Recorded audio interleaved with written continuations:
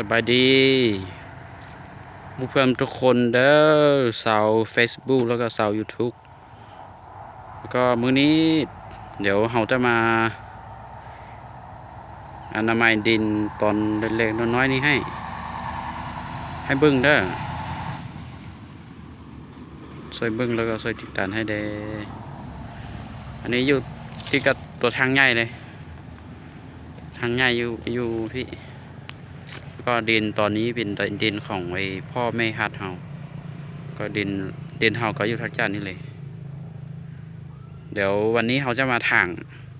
งแล้วก็จูบมาเล่ามีแต่เขาจะมาอนามัยต่อนี้แล้วก็จูบแล้วจะปูไอ้ให้สวนใส่นะให้สวนปลูกทุกอย่างใช่แหละแล้วก็บ่ายทางตัวนี้เกิดขึ้นเราสิเห็นหันไข่เครื่องแถวนี้แหละ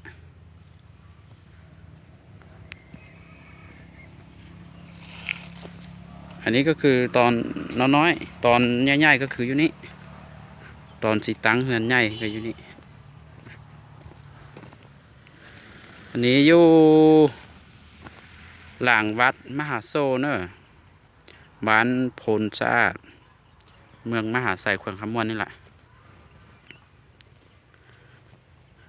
อันนี้หาก็ให้รถฟอมาลุกหมดอนามัยให้นี่ดินตอนนี้ประมาณ40 ปลายคูณ30 ปลายละว่าสิมาตั้งเฮือนอยู่นี่มีคนเต้นแล้วแถวนี้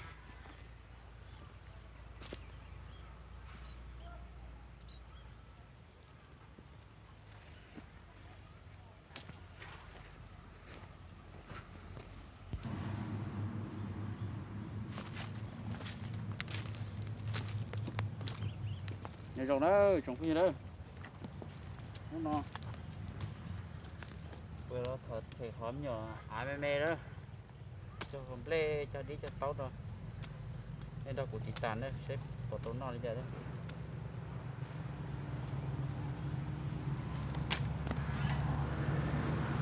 có qua để cửa đâu ra đây cóตัวที่เหนียวเซ็ตเลยนะตัวน้ำมันจะเติมลูกนั่งเป็นมองลูกนั่งชิว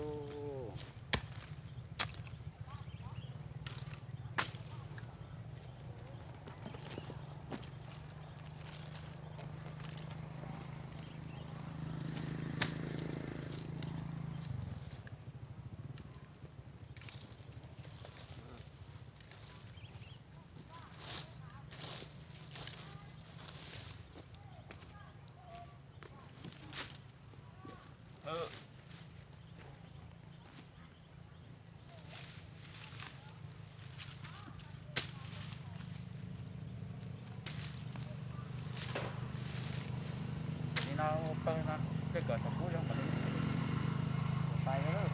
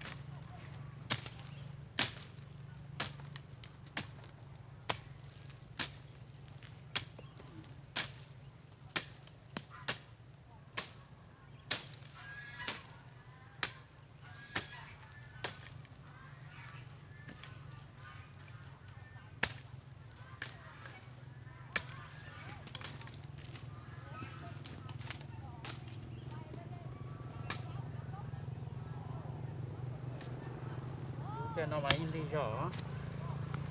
đi ra chơi phải tê đi chơi tê được mà cái chờ nó gì cái chờ chút gì vậy có buồn buồn gió thì